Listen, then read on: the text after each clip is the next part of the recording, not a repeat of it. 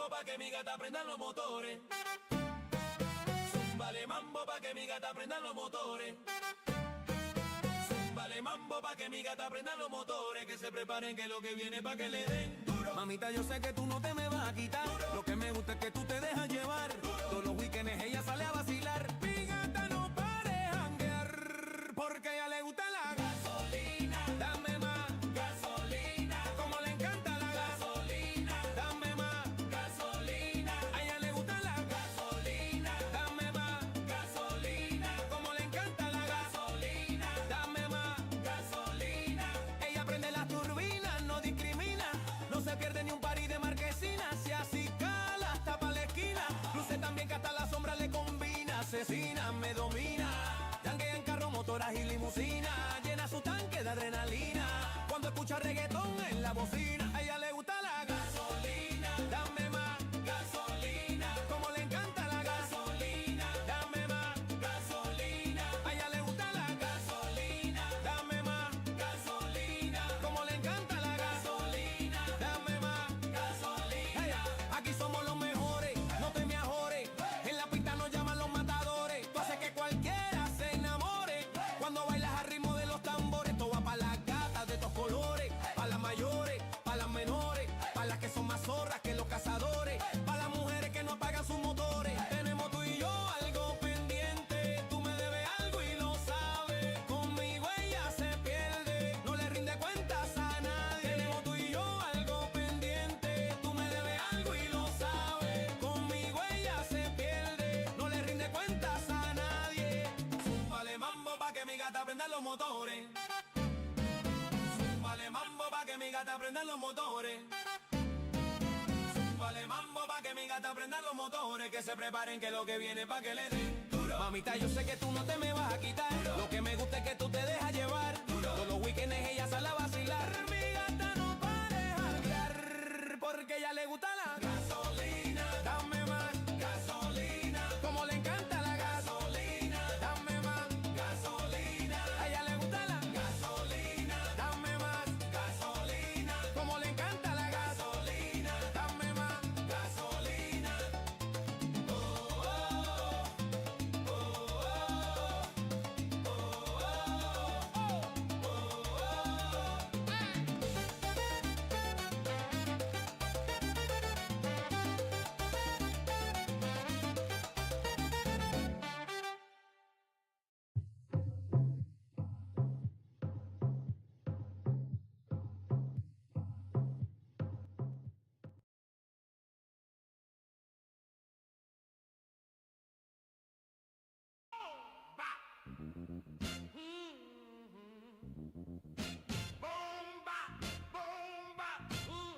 oh, oh, Bomba.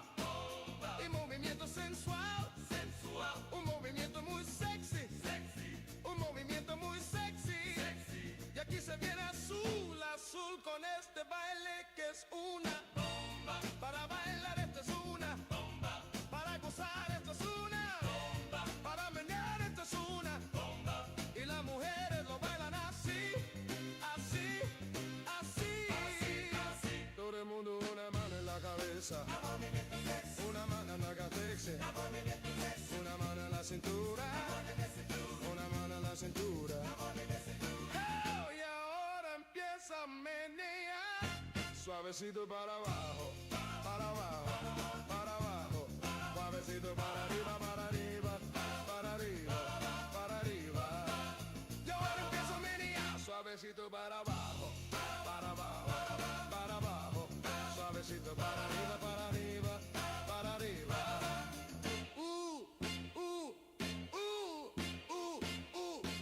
Bomba. El movimiento sensual, un movimiento muy sexy, un movimiento muy sexy. Y aquí se viene azul, azul con este baile que es una bomba. Para bailar esto es una bomba. Para gozar esto es una. Todas las mujeres lo bailan bomba. Todos los hombres lo bailan bomba. Todas las radios lo ponen bomba. Las discotecas lo ponen bomba. Toda la gente lo baila bomba.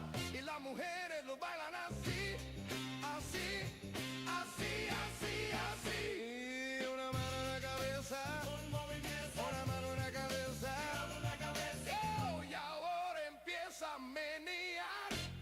Suavecito para abajo, para abajo, para abajo, suavecito para abajo. Tell me, baby, what's a pain? Oh, what's a pain? Tell me, baby, what's a pain? What's a pain I've got to do?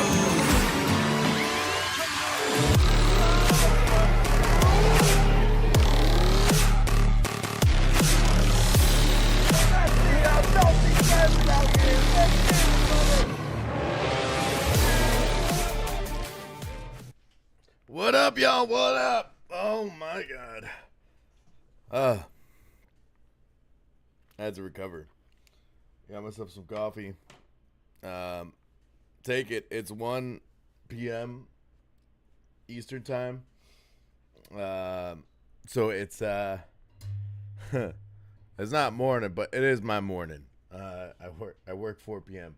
But this whole weekend was fun, I will say. Tiring, but fun. It was great. I was able to have some good laughs on Friday night with you guys on the stream and having some good times and giggles and getting some fun content. Haven't been able to edit it at all, but it will be out. It will be out for sure. But if you guys haven't heard or know who I am, Tiny, and I am a drifting announcer, not only for the sim world, but also for a Formula Drift Pro-Am series called U.S. Drift Circuit down here in Florida. I had a fantastic time. The energy was great from the drivers. Even the whole... There's so much that I have to unpack from the weekend that I enjoyed. And it was like one of the coolest weekends I've experienced as a commentator and in a Pro-Am series. So if you see me looking up to the left here, I'm looking at the screen in the chat. So you guys are chilling out, have a cup of coffee. It's Café con Tiny day. And there's so much to unfold there. Our youngest driver won the podium, first place. And he's been working on that car for such a long time. But there was, I started my day off. Let's start off how I start off. Like on that day, I had the live stream. I ended up having a good time, realizing why I loved streaming on Twitch and YouTube and doing some content, having a good time with Suki and them. Then I ended up, what was it, playing till like 11:30, 12, and then I'm like, oh snap, I have to drive. I had so much anxiety. I was getting like anxious and amped up for it. So I ended up sleeping for like 2 or 3 hours. Woke up at like around 3 o'clock. Ate some breakfast. I did a poll the day before about getting meta glasses. So that's insane. Everybody was like, yes, get meta glasses.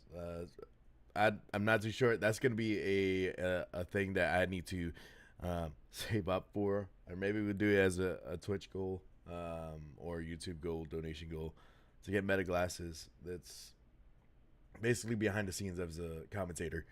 And you'll get behind the scenes of like interactions with drivers as well, because they are all like funny in their own right. Like they have different things that it makes it entertaining and a good time. If you guys haven't checked it out, check out US Drift Circuit and YouTube land.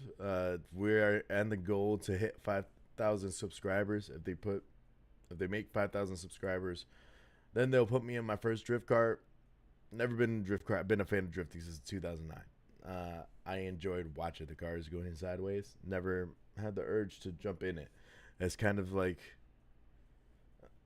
I enjoy it so much that getting in the car, I just don't know how to feel about it. I guess I enjoy the sport so much that I enjoy watching it from back. It's kind of like with some people that love baseball and they just love watching the sport and they just don't want to play it. There's people out there like that. They're not weirdos. They're normal people. So we had a lot of cool stuff going on. I can pop up the live stream. I'll switch over on here a little bit and we'll talk a little bit about the live stream. The live stream was awesome compared to the previous years. Man, the production team was absolutely I can't there's no words. They were so cool. We were hanging out with them and I woke up at 3 a.m. I'm like, okay, I got about a 3-4 hour drive to Sebring. I made some breakfast, talked to the boys and girls and annex, and was like, all right, I got to get ready for this drive. Drank some coffee and hauled tail to Sebring. I had to be there at 8:30 in the morning. So my morning was kind of jam-packed. Darn it. My alarms are starting to go off. Let me So luckily I don't think you guys heard that. Oh, well, you did. Anyway, so let me make sure my alarms are off on my computer because they sometimes get annoying. I have certain types of alarms. Anyway, drove 3 hours to Sebring. I got there, and then I sat in the driver's meeting. So the driver's meeting was basically what happens in the driver's meeting is the judges will talk to the drivers and they will tell the drivers what to expect, what to expect as a driver, and it gives an opportunity for the drivers and the team, the spotters, to ask the questions that might be a problem in the round and the battles and stuff like that. So they'll say, hey, can we decel here? Can we decel there? So on and so forth. What happens if this happens? How are you going to judge it? We had 3 talented drivers. We had 3 talented judges. Piner is one of them. He has been drifting for a hot minute in grassroots and just enjoys the culture and just being around it. We were talking during the lunch break and he was saying, I just want to drive and have fun. During the break between seating and like practice, he had his car there and he was like, I'm going to fun run section, doing a couple laps. Like, this guy is about the drifting. He's about the culture. He's about the enjoyment of the battles, but he also wants to have fun. So it's cool. I was talking to him about Fuel Fest. I'm like, and I told him how was it? He says there's some people going into the car. He's like, I didn't even know who they were. They were just saying, you're one of the judges, right? And lo and behold, I was the one that was telling people he's one of the judges for US Drift Circuit. So it's cool to get that kind of feedback from a driver and a judge. So Piner's awesome. Love that dude. You got Harry. He's in the Caribbeans. He's been judging competitions and being a part of competitions for such a long time. So he has such a wealth of knowledge that it's I only scratch the surface asking, because I'm always asking questions on how would they do it and what do they look for. So I normally like talk to the judges so I can understand their mindset, but also get tips on how to commentate a battle more. And it sounds weird, but it works and it helps out with commentating battles, because when you're there, there's certain things that is really hard to see as a first time viewer with the naked eye, and then the like certain aspects of it. Like, so A simple one is like an e-brake pull. On an e-brake pull on a car, you'll notice the rear tires stop and start sliding, going around. So that's something that I could, being a fan of it, I could pick up on it. But there's certain minute details that judges look up, like sawing at the wheel, or just if they're dragging the left foot too much, or if it's slowing down. Like there's so much complexity. Maybe I'll get one of them to sit and have a chat with some coffee about that. But yeah, there's certain things I talk to the judges, have a good time. Harry has such a wealth of knowledge. But also Rad Dan Burkett, Formula Drift driver, another dude with a wealth of knowledge. But I tend to talk to him about other things because of Formula Drift. He's always around people asking about cars, and like he's about like the scene. And I like picking their brain and understanding, but also I also like talking about normal stuff with Rad Dan. He had an injury in his hand. I made sure he was okay, and we were talking about just like stuff medically wise, like what my injury is when I was deployed. They injected me with that steroid shot so I could keep back into fight, and we were talking about needles and like injections, how we don't like them. So anyway, like medical. So it was cool to have a conversation with it.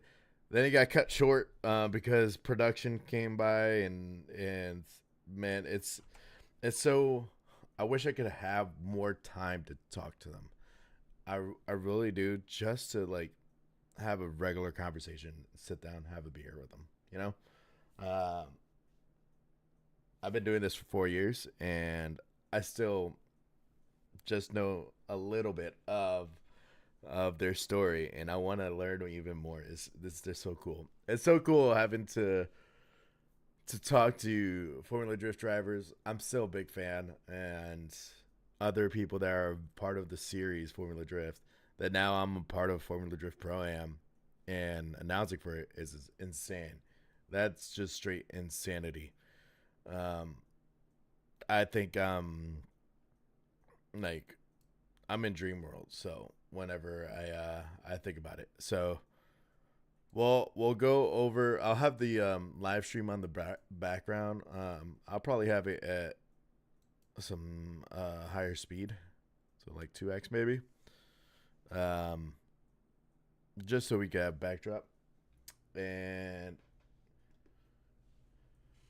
so throughout this series, we came up with ideas, and it was cool. The whole competition was freaking awesome.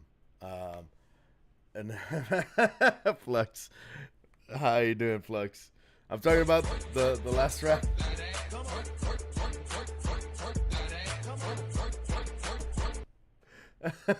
Thanks, Flux. I appreciate you. Thanks for the follow. And you know what? I'm just leaving. I'm leaving this recording raw for YouTube, for the guys chilling out. But this round, seating bracket, I will say there's some hiccups. Now, the production side, they are freaking talented. And what I mean by talented, there's some guys that have done the Olympics. There's some guys that have done bare knuckle fights. Like they've done production. It's no joke. Like the cameras were massive. I think someone took a picture of one of the cameras, and it was insane. The production meetings that we had, this is something that is completely different from previous years, where we had some production meetings, but these guys were, for the past 6-7 months, we have several production meetings asking about our ideas, so on and so forth. So during seating, it was more of like a kind of feeler, because this is their first drift event ever to actually do a production, I believe. Pretty sure. So we're talking about this. This track staff did awesome setting up the track. They were there the day before, setting up.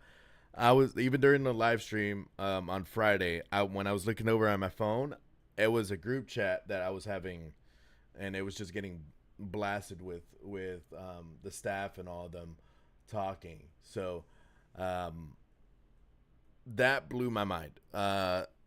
Actually getting more involved with it. What's up, Sketty? How's it going? So what blew my mind about this event even more was not only the staff does amazing, the track staff. Sarah is a freaking gangster. Chris is awesome. The whole 9 yards. But with the production, go back to this production, guys. They were so awesome. I got there at 8:30. And no, I got there at 7:30. I walked up, talked to the production guys. They're like, "Hey, Tiny, I'm so and so." They go through the whole 9 yards, and we had a little chat. Then I'm like, "Oh, I'm running late to the drivers' meeting. I need to go there." Like I was 2 minutes late, but we were having like such an in-depth conversation, so much work and getting involved with it. It was insane. So, hanging out with work. How's the stream been? I'm just doing like a recap. Having coffee before I go to work. But the whole recap with the production team. These live graphics. So this was so cool. After drivers meeting, the production team got the media involved, which was insane. It is so sick, and I love it. I love our media guys.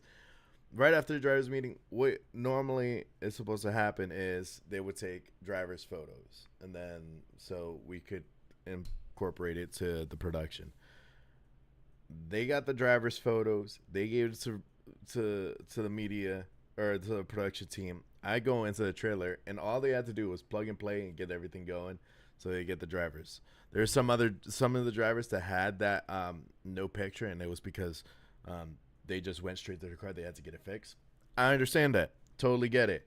It's a grassroots. It's not a grassroots. It's a pro-am event where some of these guys, they don't have enough time at times to repair. There was some confusion with cars in the beginning because it was, like I said, the first event. And as a commentator, everybody's like, "Oh, you should know all these cars." There's so many cars I run through. And yeah, I'm working on different ways to kind of get stuff situated. I eventually want to get a tablet, like iPad. They're expensive, so a lot of this is like budget wise. I'm also trying to go to Connecticut for Formula Drift, so I could support the last year's champion, Christian Controne, which, by the way, awesome dude. He in the middle. In the middle of the seating bracket, he goes up to me and he gives me one of his jerseys with his autograph, because every year, the champion, I ask for one of their merch and an autograph, just so I have it in my house. I want to set it up so I could get it like behind my wall, or like just like a mural or something like that. It would be sick. Still trying to figure that out. But going through the layout and everything, I'm talking to production. They're letting me know where the cameras are throughout the live stream, and I tell them, like, this is insane. They have this pretty similar cameras from previous, but they also had some cameras from like new angles. They were like, "Oh, this is where the perfect shot would be during a battle," which it helps me out, because while I'm behind the mic, I have a monitor in front of me for what the live stream is seeing. And the one thing that I will say is there was some hiccups. You could kind of hear production in the background during the live stream. That's something we'll address. But they're always based on constructive criticism. The trailer they had was insane. This trailer, I felt like I was in an Avengers trailer. It was insane. So going in there and checking it out, and they had 4 big ass TVs, and they had multiple monitors on there. It was, it blew my mind because I'd never experienced that type of production. Layla, to be expected, to be honest, so many moving parts. It was absolutely so many moving parts. And for someone's production's first drift event, the moving parts were freaking well greased and well oiled. Like, it was insane. Right here, Colette Davis. I enjoyed it. This was a cool battle. You know what? We'll watch it here. Colette Davis and Jake Little. This kid is 17, I believe. I call him kid. I'm old. I'm double his age. But Colette Davis, I talked to her. She's such a sweetheart. I love Colette. She's awesome. I talked to her, and since she's engaged, so a funny story with her. Her fiance, I was a fan of her fiance, and because he's a veteran, he was in the Air Force, but he was a badass Air Force guy. Like, he was one of the Air Force guys that was ground pounding with us in deployment. He is one of the owners for Black Rifle Coffee, and they came out with a movie called Range 15, and I started dying laughing. Yeah, Colette. So she does this to kind of like test out her car, but and just to feel it out. Don't read chat. Wow. I'm just used to it, and I'm gonna be asking the questions or answering the questions that's coming up. But Colette Davis, yeah, she is doing the feeder series, but it's kind of like a shakedown. It's an hour, 2-hour drive from her where she is. But when I was talking to her, I told her, "Hey, congrats," and she was confused. I haven't seen her in almost a year, and she got engaged about a year ago. And I'm like, "Congrats!" And she looked at me like, "What are you talking about?" I'm like, "On your engagement, I haven't seen you in like a year." And she started laughing, and then we started talking, and I told her, I'm a fan of your driving, definitely a fan of your driving, but I'm a bigger fan of your fiance. She was like, "What?" JT does a lot with Rallycross and Travis Pastrana and all that stuff. He actually is one of the guys that, when I was looking at it, I'm like, this guy is following his passion about like motorsports. He's a veteran. Like, there's nothing stopping him. What's stopping me? So that's why. But this is a cool battle. Okay, yeah, no, I've seen him doing stuff together, but here. No, wait, we got fast forward. All right, streamer error.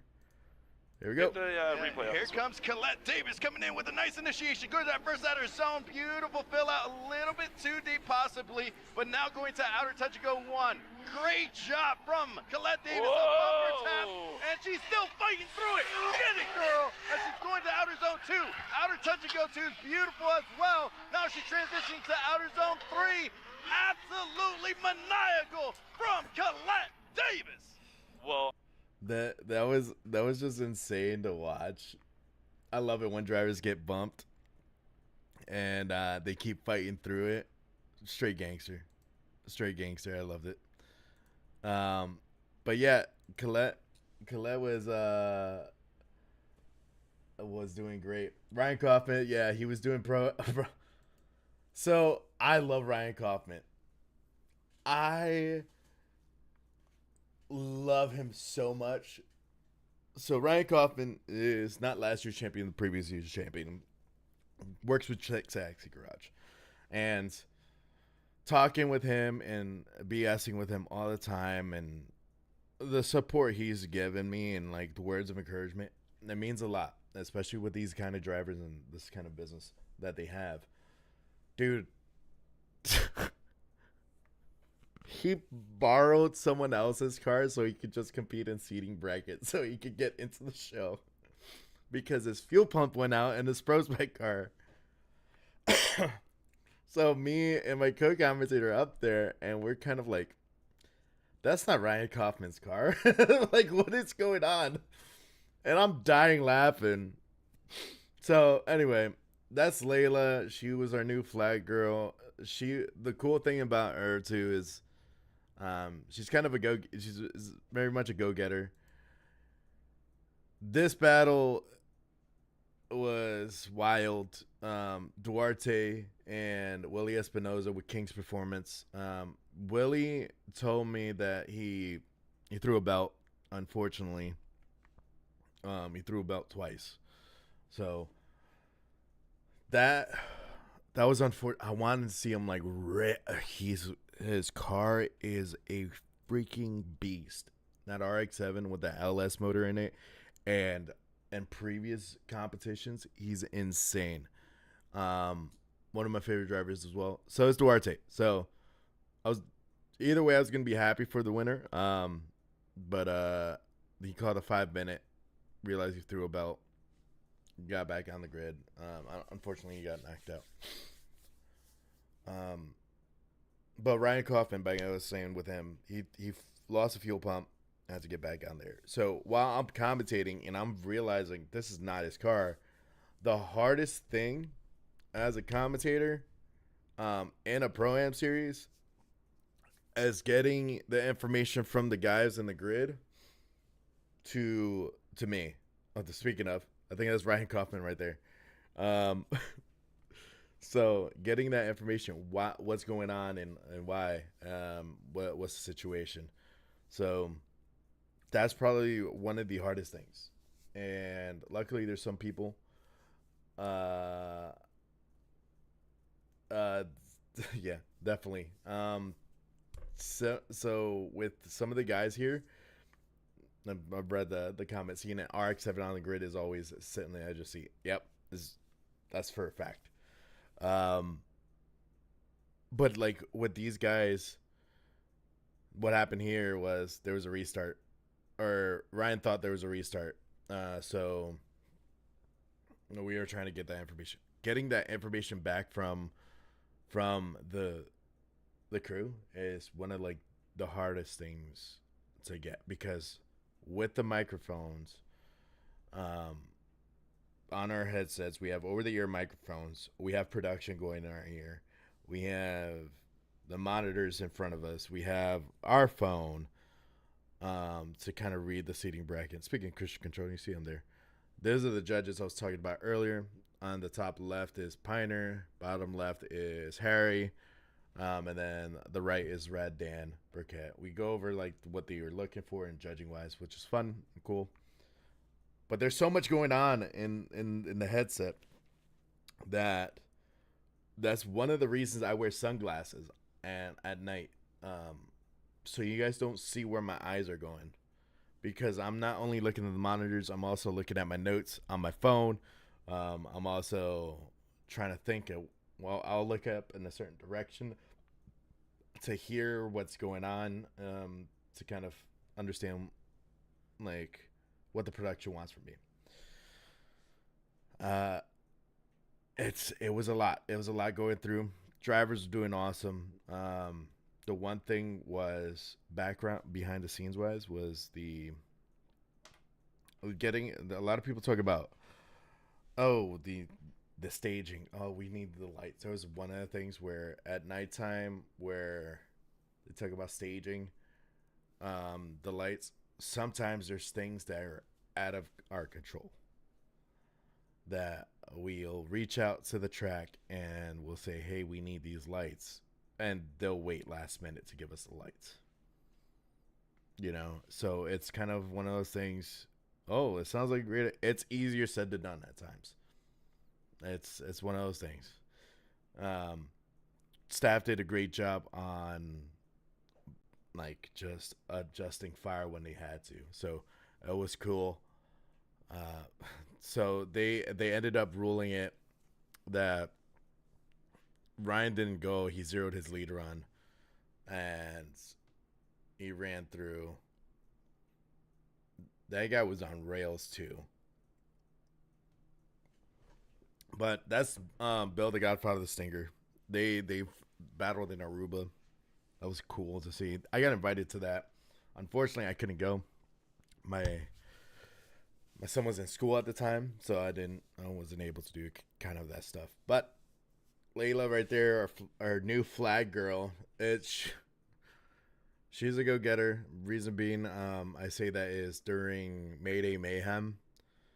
At the end of the event, I was exhausted. I think I did 20,000 steps that day. And that's me. That's a different showcase. That's me walking around, talking to people, like amping people up and everything. She came up to me saying, "Hey, I want to get into the drift scene, like to be a car model." I'm like, "Okay." And she asked me, like, how did she get there? I'm like, "Well, you're talking to one of the announcers. I hope you know that, right?" She was like, "Yeah, that's why I wanted to ask." I'm like, "Okay, cool." Gave her the rundown, talked to production. We got her on board. I think eventually in the future, I want to get her more involved so she could do interviews, which would be cool. So she was following me around all day. Some of the viewers that are watching right now, they probably saw me walking around with her, and I was giving her like the rundown. She was very attentive, and she was trying to understand everything that was going on. Oh, how does battles work? So on and so forth, which is good to hear. It's something that I would like. If someone wants to get involved, that I want to see that they care. So that's one of the biggest important things. And I think Willie goes out. Let's see the second half of this battle here. Willie Espinoza and Duarte. Let me turn off the playback speed. Willie Struggles during practice. Yes. I saw him get towed out. Oh no, I didn't get to watch practice, unfortunately. I was talking about Salvio on coming that out one. here. All the 2.5 hours of driving I think you had today too, or was yours longer? I think it was about 3.5. Yeah, I was talking Yeah. about my drive. Sebring Jesus. is beautiful, but kind of in the middle of nowhere. It's awesome. But here we go. We got Duarte in the lead. Willie Espinoza in the chase. Come on, Willie. Let's get it to this door. As Duarte is going into that first outer zone. Nice fill out. His smoke is billowing out of the rear tire. Going to outer touch go 1. Beautiful fill out. Transitioning in that power alley. Outer zone 2. He is burning with the outside line on outer zone 2. Go to outer Willie touch with go a dive. 2. And Willie spins out on a dive going into this fatal funnel. But Duarte, Vienna, going absolutely bonkers. Really putting. Yeah, so Duarte was on rails during seating bracket. But we won't talk about what happened during the live show. Actually, I will. Duarte won seating bracket, and at the show he blew his transmission.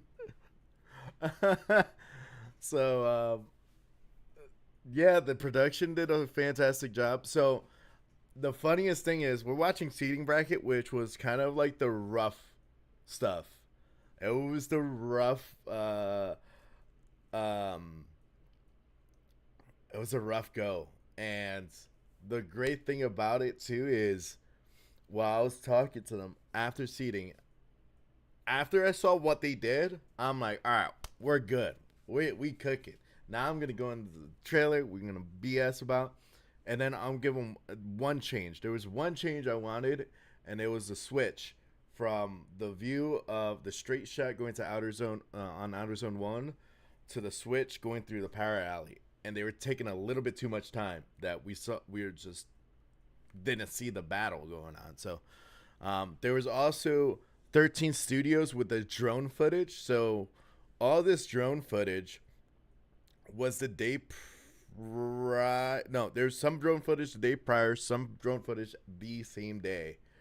And this is Sebring. It was insane. So some of the zones are painted with spray paint, and that's if they're off track. And then there's some zones that is flour. So right there too, you'll see Ryan Kaufman's car, and right next to Colette Davis's trailer, and you see cars getting lined up for tech for the day. I will say with the production value, this year I saw more people hanging around because the production value was there. They were enjoying it more. They were enjoying the energy. We were there from, like I said, I got there around 7:30. I didn't leave till midnight. And I had to drive home. So I didn't get home till like 3 in the morning. There's Casey with her boyfriend over there, Nick. Not only do the Pro-Am guys get teched, also the fun run people get teched as well. So they got to get teched before they transfer over. There's me on the bottom right. But yeah, this is Sebring. So the cool thing too is if you go to Sebring, there's a hotel. I don't know if it'll get in this shot. There's a hotel to the left. There's me. Hi, Mom. I was messing with the camera. During the live events, it's been wild. It's been enjoyment, and before anybody says, "Oh, you're putting your real name out there," everybody in the drift community should know my name. So you got Jake Clark here. He was on a tear as well throughout the whole series, or the whole seating bracket and regular bracket. This kid, I don't know where he came from. Dude was just on rails as well. With production wise. So a little like resume of the production team. Some of them, like I said earlier, they've done bare knuckle fights. They've done the Olympics. One of them was a prior ESPN producer. The other one was done live concerts, done the CMAs, the Country Music Awards. Like they were on it. So when I sat there and I had a conversation with them to tell them, hey, this is what I think would look better, and then they'll listen to me and they're like, actually, you're right. This would look better, especially looking at the angles, so on and so forth, and they'll run with it. With having production in my ear, it was awesome as well, because they were amazing to kind of BS with. There's a story on my Instagram of me dancing, and in order for like me to shake my nerves off, I enunciate and dictate words on songs, pop songs and everything, to kind of help me out. So one of the drone guys got a recording of me vibing to Party in the USA. So that was a fun enjoyment. You got the production guys there. It was hot. Poor Dustin.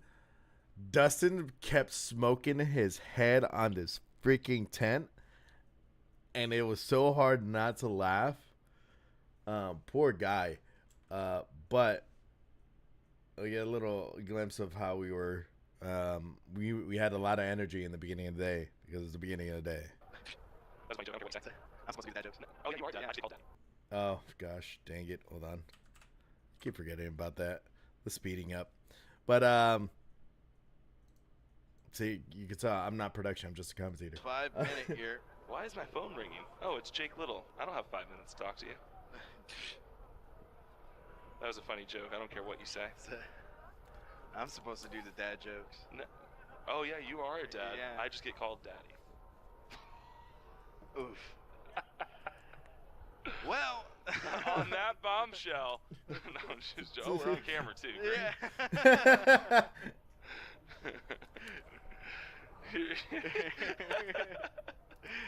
We got some trophy footage. Oh man, that is looking good. Champagne. I always end up with a champagne shower at the end of the day. I get to hang out with the winners. I get to announce who wins the round, so that's always a ton of fun. Nothing but the finest here. USDC giving them that nice, crisp, brute champagne. This was so They cool. definitely don't use it as a projectile. This was filmed on the same day. Oh wow, look at this shot, guys. Colette Davis coming in. God, she's hunting for it, man. Yeah. Well, she did a podium here. Was it last year or the year before? At this layout, she's definitely a top-notch driver here. And now we have the bridge here, where if you ever play like Forza or any kind of sim, you'll remember this bridge every time you go to turn 17 on Sebring. And a lot of these drivers too, the Pro-Am guys, they jump on the sim first and then go into actually in the C car, or they actually do the opposite. They'll be in the seat time car and then switch over to the sim. So it's really cool. The sim has been doing a lot of good things. Yeah, no, super excited for, I know, Sim HQ and a lot more resources coming out. It's not just for the ultra nerdy or ultra wealthy to have those crazy setups. You don't need to be Max Verstappen dropping $80,000 on your sim. You can start it with very modest budget. I very much enjoy my sim setup. I actually used it before my rounds clutch kickers to go ahead and get some hours in, and it's really helpful. And I just like that there's a big resource now with SimHQ and all these other people coming through. So it's exciting stuff. There's What's Bunny. even cooler is the media ACS community. I don't know what ACS is. So you want to explain that first, layman's? So ACS Drift community, that's actually the biggest servers, or the most servers on Assetto Corsa, which is people use the sim. They mapped out this layout, and a lot of drivers use it. But also they mapped out the last round of Formula Drift. Nice. They helped out Geronimo Designs, helped lay that out. They were and worked with Formula Drift. That was a cool partnership. And SimHQ also partners with ACS Drift. So if you are on Assetto Corsa, check them out. Jump on the lobby. I've been on their lobby and didn't even know. Yeah, most likely. It's a lot of guys hang out in their Discord as well.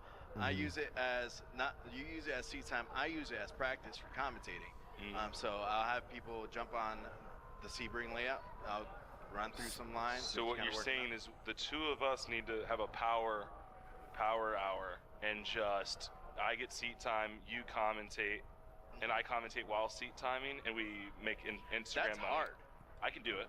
I believe in myself. I want to record that and put it on the I believe I can do that. Let's do it. I can do it. Yeah. Let me put the sim back up. I might need your help setting it back up, because my buddy Spoon really helped me out setting it up the first time. I'm pretty tech savvy. I built the computer, but the second it gets to like hardware, I'm like, I mean not hardware, but the software stuff. I'm like, what am I supposed to click? Yeah. Why does this say download this? It's flashing. That's a yes, right? Download that. Never delete System 32. I don't know what that is. If you see it, don't delete it. Okay. System 32. I will try to. I won't remember that. You won't remember that. I won't remember that. If your computer goes black screen and you're like, Tiny, what's going on? You probably deleted System 32. So well, we have this. Sebring is so scenic and gorgeous. So I love incorporating the sim community whenever I commentate. I couldn't have been there without them. So I couldn't have been here without the sim community. That's where Chris Jackson first heard of me. Funny story about that is I was towards the end of my lease of my apartment at the time in Pennsylvania, and I was trying to figure out where I was gonna go. I told my son there was only one more. I have my son full time, so I told my son there's only going to be one more move, and we don't have to move anymore. And I'm very big on keeping true to my promises. So when we were at that apartment, I'm like, we're moving one more place, and then that's it. We're staying there forever. Because the last thing I want him to feel is moving from place to place. Everything kind of dominoed effect at the right time. And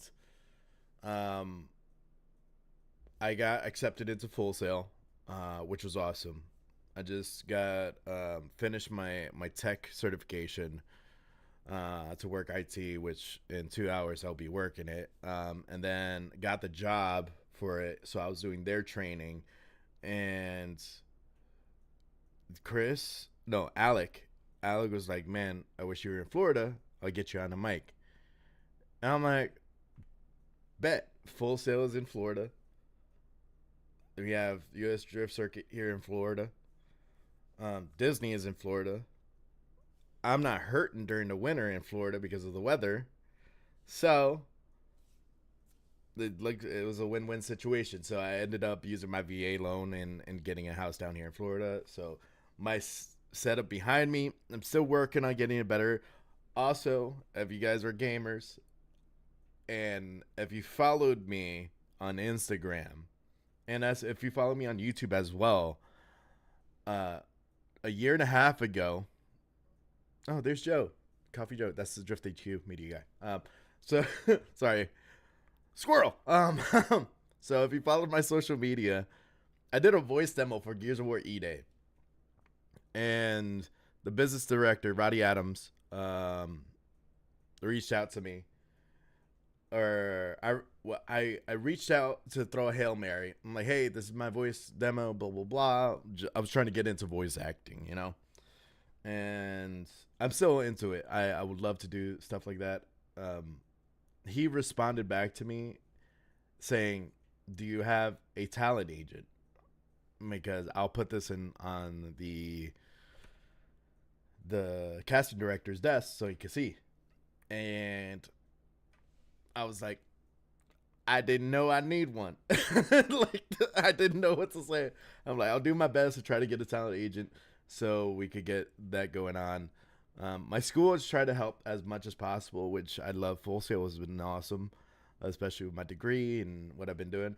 And unfortunately, I couldn't find a talent agent. A lot of them, what it came down to it is, and what I've been talking around, is talent agents have to find you. Like, you don't reach out to talent agents. They find you. So I kind of sucked that I couldn't have that opportunity to get in front of the casting director's desk for Gears. I actually did a funny thing. I'm gonna put it on live stream here. Hold on. So last night, I get a lot of media from these guys, and I generated AI. I did AI generated me as a Gears of War character, and this is what it came up with. I'm a big Gears fan, so it was cool. It was a cool, like, little aspect. I would love to be in Gears.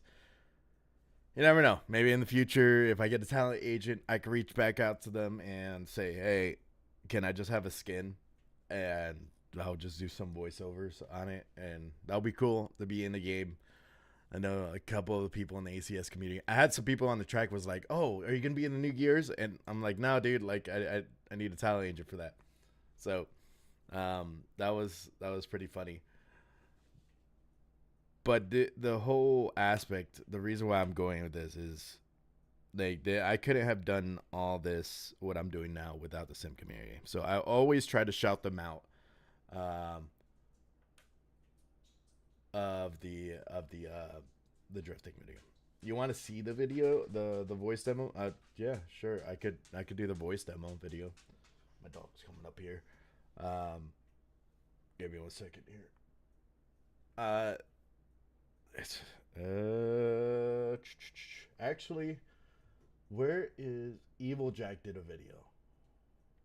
Evil Jack is a good friend of mine, and she did a video with my voiceover. And so voice demos, voice demos, they're kind of, it's kind of weird for me because you're supposed to have different types of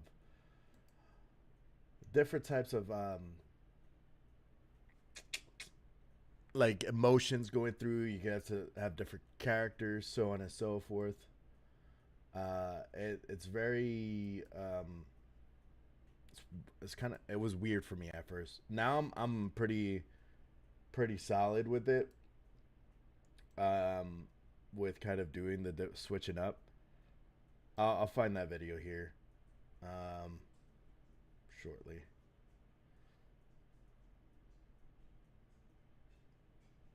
But doing that video, it's kind of like having that different emotions going through. So she did a whole trailer of gears, and it was cool. It was cool what she did. Got super excited when she showed me it. Liked videos. Nope, nope, nope. Not that. Not that. Not that. Not that. Not that. Not that. There's a lot of things, but anyway, back to the drifting. I'm gonna look through this to see if I can find that video. I do have the. Oh wait, I found it.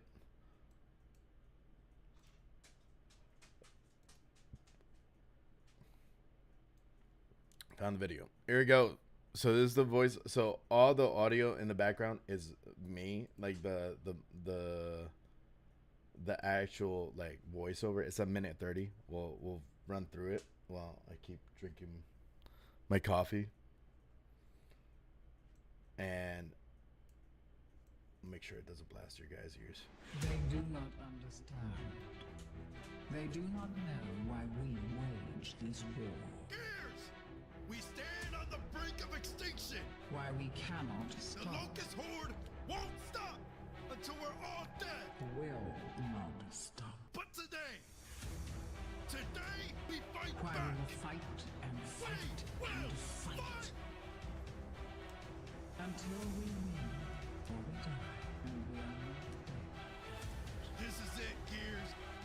E-Day was just the beginning. Today, we take back our city. The humans of Sierra continue to march blindly to their imminent doom, unaware that their misguided attempts at retaliation Hold the line. were We only can't leading let them them break through. ever closer Take to cover, extinction. return fire. We gotta hold this position. Can't hold them off much longer. We need incoming frag. Get down. I'm hit. Someone get over here and help me. Push But to forward. survive We gotta is to secure that endure and position. prosper. And we have most certainly survived.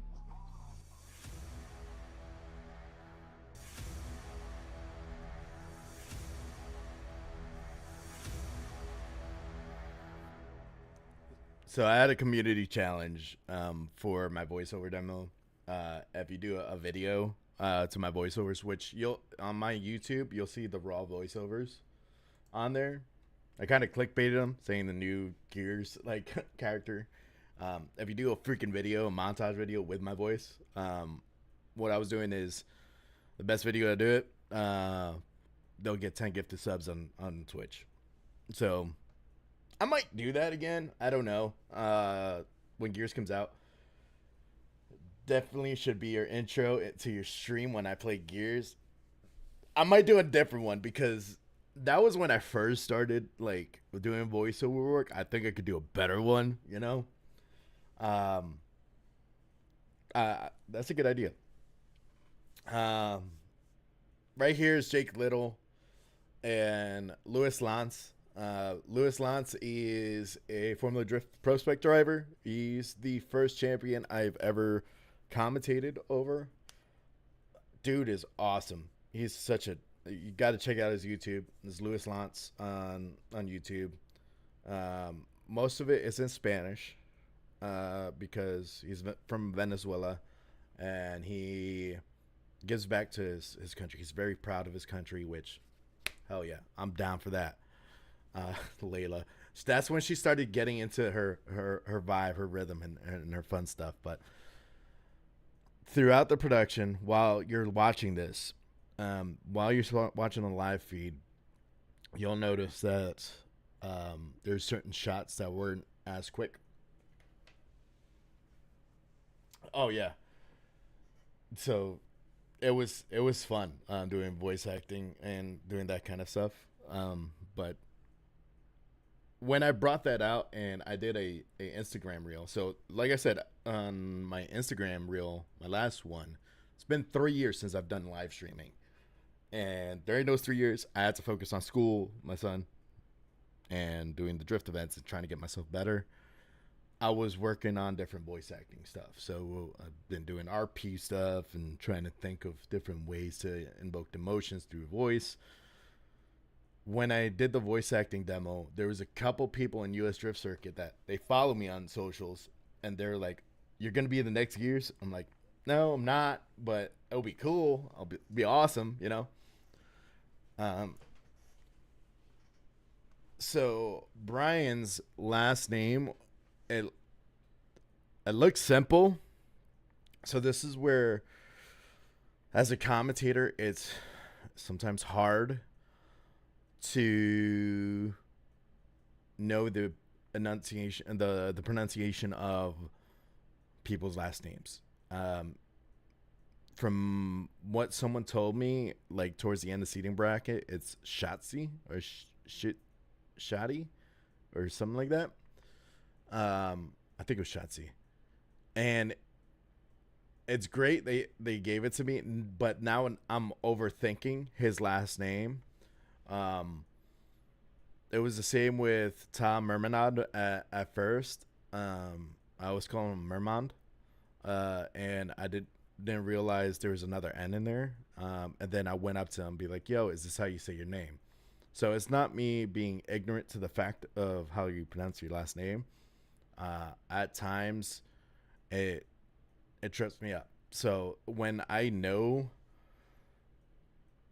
person's last name and I read it, I'll be able to, most of the time. The Polish names are kind of easier for me to pronounce, but there's some last names that my speech impediment comes out and I step away from. So Boveraj was one of the ones that was a struggle for me. And I just have to get reps in. Jake Little and Jake Clark, these guys were freaking slaying it out there. And me saying Jack by accident, that was just me starting to dehydrate, and I'm just trying to get back into it. First ran me back, I did say their names wrong. I totally own up to that, but they're both stellar drivers. Enjoying that. This is, like I said, this is only seating bracket, and as you could tell, the shot going from outer zone 1 to outer touch and go 1, it was kind of hard for me to see. So they'll hold it, and then they'll wait too long to transition. So after seating bracket, the live in between them, I let the production know, "Hey, can you switch a little bit quicker?" They're all about it. So Jake Clark was doing awesome. He was like, "I need to come back at the end of the night." So this is the beginning half of the event. The layout was hot that day, but it was windy, so the wind was helping with me trying to stay cool. But there was one point of that day where it was just straight sun, and it was beating off the ground, and it was brutal. So the drone pilots did awesome. You got Fly Day drones there. Specimen FPV, another drone pilot that was there. It was great. You got Inner Clip, which there might be something going on with me and Inner Clip in the future, so definitely check it out. Check their YouTube out. They do great documentaries for drifting. Their goal is to kind of to make so Inner Clip's like mantra and their goal for their channel is to have people fall in love with drifting that never seen drifting before. And I fuck with that heavy, and they do a great job with their documentaries. They even are credited on IMDb which is cool to see. Here's a Duarte battle here with Gabe. This was insane to watch. Duarte was on one during the event. So here he comes. Car and all these other drivers in FD are using the 86, and let's go ahead and see this BMW take off, though. It looks like Gabriel not getting the message that he needs to be driving with him. Like it's almost a sight lap for Duarte over here. And he's going to go through that first zone and touch and go, coming through into the second zone, ready, lined up, already on it with the limiter, filling it out, not lifting coming into that second touch and go, and said, we're going to go ahead and make the transition a little bit later, finding that last zone and absolutely filling it out. Somehow Gabriel was even able to get close to him, which is a feat in its own when there was at least cool 7 football fields in between the two of them at one point. Yeah, and Duarte out here just absolutely, like you said, beautiful Mona Lisa of a car, but just being an absolute just architect in the way he drives. And I think that's probably gonna be a nickname for him in the future. But the architect. Oh my gosh, man! What's your nickname again? Tiny. Tiny? No, but like Tiny, the nickname giver. What was it? What'd you give yourself? Cause I don't know. Trying to think of nicknames for everybody. I'm like Duarte's name can just be Duarte. Yeah, but he's just an architect in everything he does. It's gonna go to his head. You know what? I'll high five him. Here we He's go. gonna be like, don't call me that. Here we go. We got Duarte in the chase. Gabe in the lead. Let's see how Duarte competes here. Needs an active chase here as he is going into that first outer zone. Gabe going into that outer zone. Beautiful fill out. Look at Duarte. Unfazed. And what happened earlier. No! No! Holy cow, Gabe's gonna go ahead and run down into this outer zone. Touch and go, finding his outer zone, and put out the smoke screen where Duarte just, for some reason, tried to transition, and the car did not want to do it, almost catapulting him into the wall. Everybody took a moment of silence there and a breath of panic. We were just talking how beautiful that car was, and oh my so God. glad we didn't jinx it. This so is let's scary. watch the replay here. We see Duarte does a great job diving in, matching that angle and being consistent with it, holding it strong, coming through. And I was going to say he was in the pocket, and then right here just goes off on his own course. And thank goodness he was able to slow that car down in time to not go into the wall. That would have been gnarly. He was going in hot. He was cooking. Yeah, I don't know if he just lost it in the smoke or because Gabe did, I think, initiate a little differently than he has been, a little bit different than I've seen people going as well, getting into that zone. But seeing him fly out of the smoke like that at that full speed, that was a moment of caution there. Ooh. I would not want to see any driver hit that wall at that speed. Or any wall. We had Leo that hit the wall in Citrus County, and he hit that wall hard. It scared me. But it looks like the judges have come to a decision. We're gonna let our flag girl know. Duarte Viana gets the win and moves on. Yeah, big one there. Obviously, two not fully complete runs that we were just looking at there, but more of a run from Duarte on the. With that call, so if you saw the transition from Gabe, I think it was due to like you'll see him like stutter a little bit, and it kind of tripped up Duarte, and that's when he went off track, and that was scary. That's one of the things as a commentator, I don't want to see anybody wreck. Like that's one thing. I'd rather someone make contact with each other and wreck out that way than hitting a wall, because a wall is stationary. There's no give to that, dude. Like it's that's scary. And one of the things for me as a commentator that is hard for me to do, because one, the reason why I'm Instructor Tiny is because I used to be a firearms instructor. So I would go towards any kind of like someone gets hurt, or if in a gun range, I'll be the one running towards it and trying to help. Because while I was deployed, I was my best friend while I was deployed was my medic, and he taught me everything that I needed just in case if he got hit. So I was like the secondary just in case if, God forbid, something happened to him. Luckily, nothing did. But he gave me so much knowledge, and then I carried that over to as a firearms instructor. And when I see someone like hit a wall like really hard, the first thing I want to do is go over and check on them. And as a commentator myself, that's a habit I had to kind of like force myself to stay planted and kind of try to redirect the worry attention from the spectators to me calming them down and keeping the crowd cool and calm and collective. One of the best examples was at Fuel Fest 2 years ago. Someone rolled, and I heard, and I was taking a water break and like a cool down break. Hey, Miss Prime, how you doing?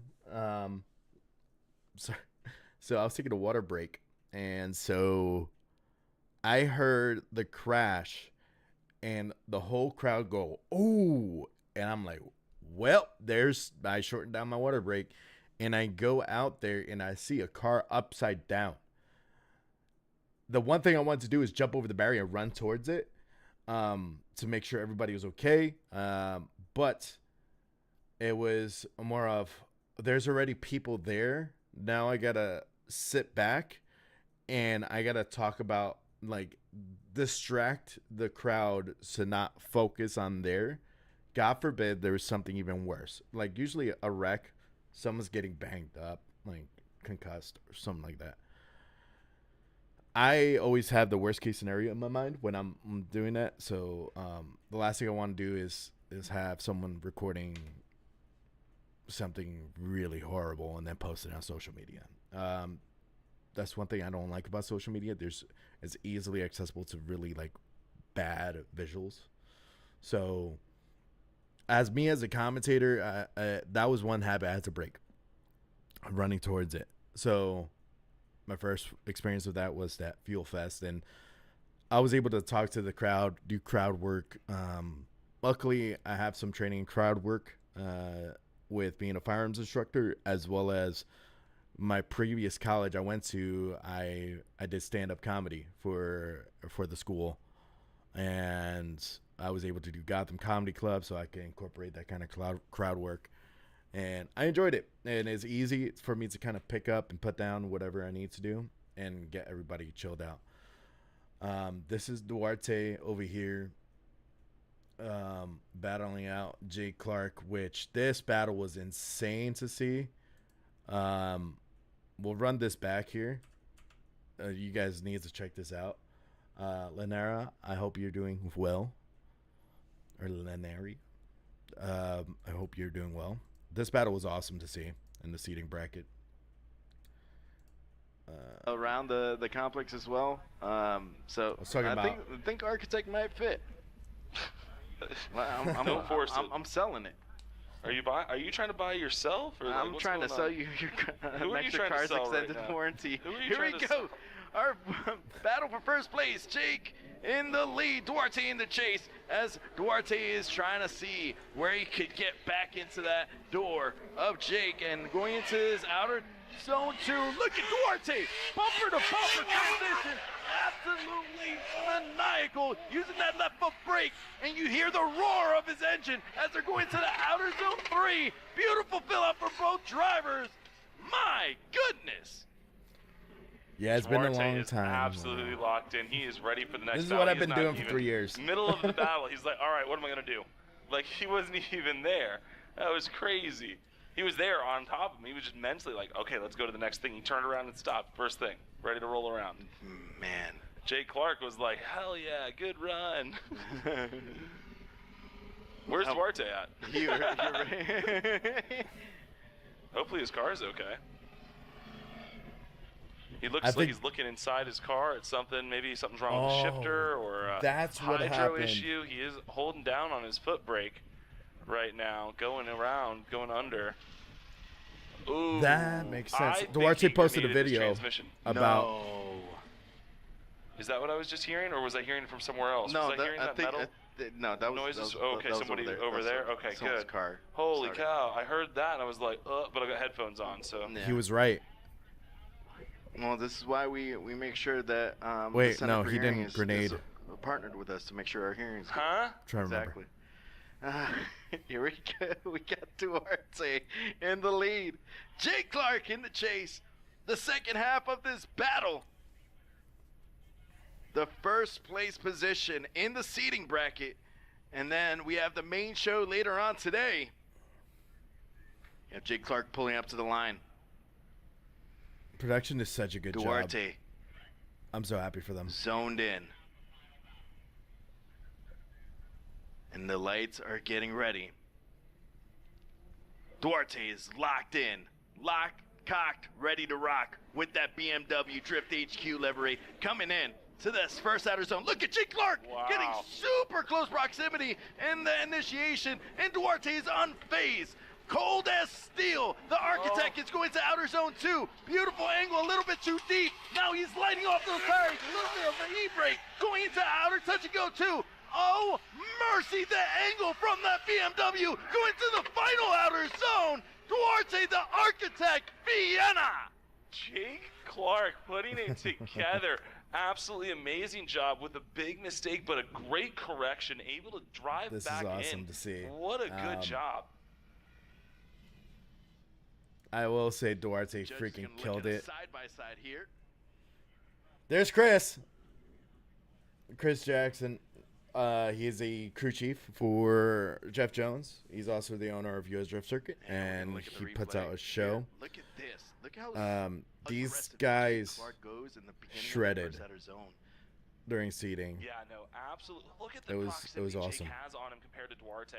Where you can see where he comes through and just So, initiates and just, that snap I'm a finish. drifting Doesn't have the commentator, proximity coming out of the zone like Duarte did, but was and able to find the pocket right back in so there. these are Come battles. around and follow What they have Duarte's to do line. is go Duarte did lead go to the versus lead, shallower chase line. versus chase. So Then he you'll did see them put switch that sides as you great see the two slow laps. charge. I mean, The great lead car job. has to hit He just stayed in the those pocket. zones He that just are stayed in Duarte's boxed pocket just a little too long there, in coming in into each that second zone. touch and go.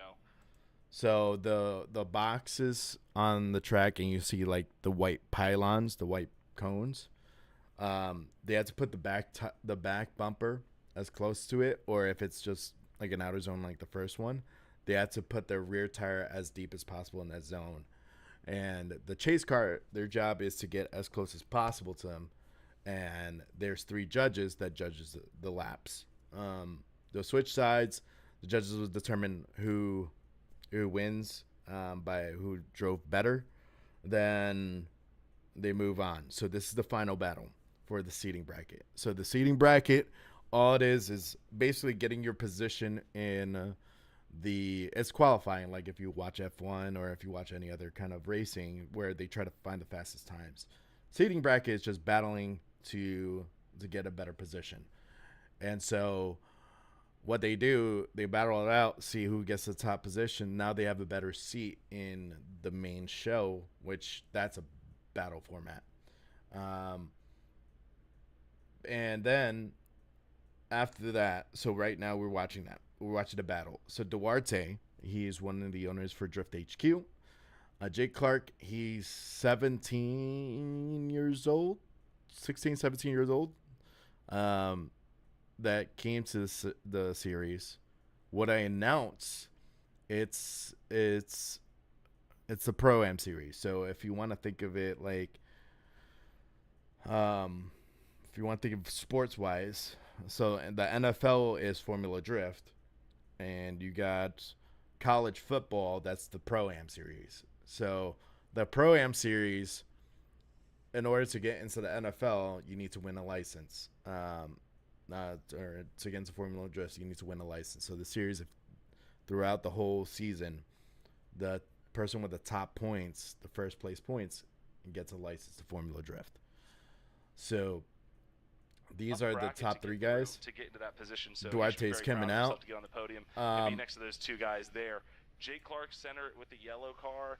I had fun with Duarte. Is such a dope dude. Big smile I can see all the way from over here. Look how fresh he. Should I be down there? Or is Chris Jackson gonna announce this? So just to let you know, those tubes, those are for their cool suits. Don't think anything different. That's not where they pee. Uh, they have cool suits inside the car that it runs water through their vest because those cars usually don't have AC, and it'll run cool water throughout their whole body, which is the reason why they call them cool suits. These guys, they put so much time and effort compared to like a grassroots event. So US Drift Circuit is sanctioned by Formula Drift to get their license, and in order for them to have that sanctioning, they have to follow certain rules. So like fire suppression systems, like they need something that will stop fires just in case if the car catches fire. They need to have fire retardant suits, so on and so forth. So this is a pro series in a sense. It's not just the top one. So it's the minor leagues I like to compare it to. This neck brace here on the back of this guy, that's extra protection. So God forbid there's contact with a wall, it won't jerk their head with G forces to make more injuries. June Mang, he's one of my favorite drivers. He doesn't drive in Formula Drift anymore. He did a podcast on Formula Drift, Outer Zone, and he explained that thank God we started using these braces because he hit a wall really fast at Long Beach, and it hurt like really bad to the point where like he was sore for a couple days after, and it was like neck issues and all that stuff. But take it, if you're gonna hit a wall, it's gonna hurt. You're just trying to reduce the amount of hurt you get. So all these drivers too also have restricted tires. Hit his head on the tent this time. Oh. And then we're trying to get word on who's the one. Screen. And I'm trying to fill up some dead air. So this is where sometimes confusion happens. It was overcomplicating things. And then we didn't get anything from the production in our ear, which is something that we fixed right after this, which was amazing. That's why I said the production here was awesome. There's Bunny here, the media guy. What's awesome, like all these guys are just like chill, cool, calm, collected. You got a smile from Jake Clark there, just waving at the camera. Judges are delivering, and they're going to be giving the decision here. Yeah, it's Duarte's just posing like a smooth criminal over there.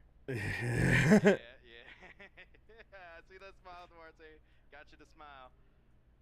Yeah, stay hydrated. Everybody, make sure you're drinking water. Man, Jake Little looking sharp out there with that new fire suit on, man. Looking good. I like the green. I like the color scheme going onto the seats too. It's so cool to see this kind of like You know, we should get aspect of it. If Duarte likes the nickname Architect. I think he's enjoying his water right now. Yeah. He can we get a camera on Duarte? I didn't know about that. Duarte the Architect. Yeah. Take it easy. Have a good one, Flex. Approved. Duarte approved. I mean, we got Smoke Daddy, and now we got the Architect. So You know what? If you look at his livery on his BMW, the carbon with that green, only an architect could do that. You know. But so Duarte wins the seating bracket. It was awesome to see. These guys out here shredding has been awesome. The one thing I do want to say is I do appreciate everybody that's been hey, we could get away with one of them, okay? One. My teacher said, this is more PG-13, but the teacher said there's one curse word allowed in a PG-13, so we're okay. But looking through all this, it was pretty funny. I just the day was really good, and my dog is barking, so we'll see what that is about here shortly. That was the event. It was fun. It was a cool behind the scenes of talking about it. It was a good time. It's just different. I will be doing more of this. Maybe I'll do more breakdowns in the future of like seating, and main show and so on and so forth. But right now I'm keeping it down to just the actual seating bracket, like the following day or for the following week. I'll do a live stream, do a coffee time, talk about it. Maybe I'll even have some drivers come in and shoot the breeze with me and talk about what they thought about the production, and as well as their insights inside of the driving in the car. I would love to have that. I'm pretty sure there's a couple drivers that will be down for it. But making it a more transparent kind of thought process, because there's a lot that goes on with a live production like this that a lot of people don't see. And yeah, it's easy to comment on talking about, oh, this is they should have had this set up sooner. Yeah, I agree, but there's limitations to it, and it happens. It happens with a lot of productions, and a lot of people, if they do production, and if they do live events, like ESPN and all this stuff, Olympics, stuff like that, there's stuff that's going on that's we don't see as often and we don't think about as a viewer. So I think the seating bracket for their first ever drift event as a production team for a drift event, they knocked it out of the park.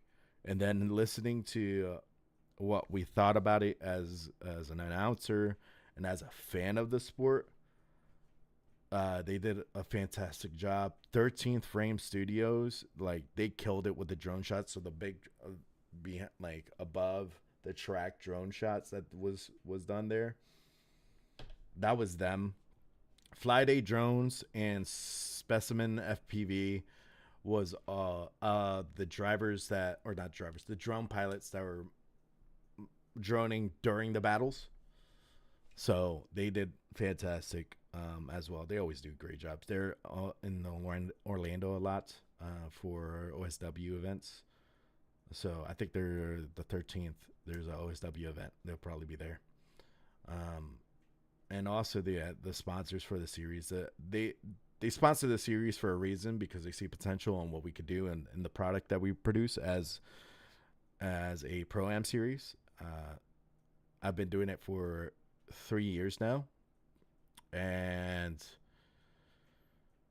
yeah, they see potential. They see really high potential, especially with Sebring being a historic track. We're trying to bring drifting to not only guys that love drifting, but other car enthusiasts, purists that are only grip racing and don't realize that this is a competition. At the event, I've talked to so many car enthusiasts that were grip racers that they're big into like the 12 hours of Sebring, and they asked, so how do they judge the battle? Is it the first one? And I was able to educate them on it.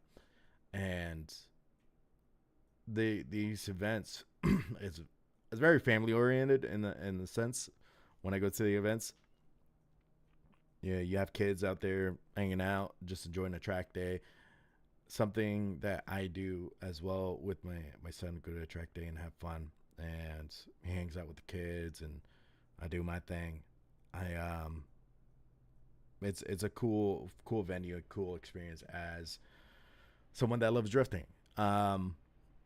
So yeah, this is what I've been doing for 3 years. This is what I've been doing as a content creator, and kind of while I was doing my schooling, getting involved in this. So I am planning on going to Connecticut for Formula Drift to support the last year's champion. Working on the budget on it, trying to get that situated so I could fly out there and have no worries about budget when I get home. That's where it comes to like a struggle. All the drivers, they put a lot of time and effort into their cars, and they inspired me even more to get back into streaming. So if they could work the full time, take care of family, and build their cars, I could work full time, take care of my kid, and build my brand as a streamer. So that's my mindset behind it. I took that break so I could learn more about the gaming industry, which Gears of War, I'm a big fan of. Can't wait for it to pop off. I'm excited for it. I was going to play Marathon, but it's already getting too close to the time for me to announce to work my actual job right now. So we're going to end it off here. I'll be live Friday night at 9 p.m. and we'll be playing some video games, hanging out. If you guys have questions about the announcing and what other things that I haven't covered on this video or stream, by all means, reach and talk to me in Friday night, or even drop a comment if you're watching on YouTube. Drop a comment below and ask questions, and then I'll be able to see what's going on and be able to answer it during the live stream, or even the next Café con Tiny. That's what I'm going to call this. Coffee time with Tiny. I appreciate every one of you that stopped by and hang out. Yet again, this is cool. I do like this aspect of the watching the stream in the background and BSing and having a good time. I did talk about some of the stuff I was doing throughout the 3 years and getting all that covered, so you guys catch up.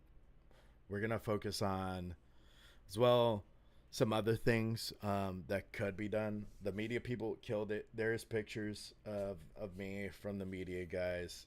They're baller. I love them.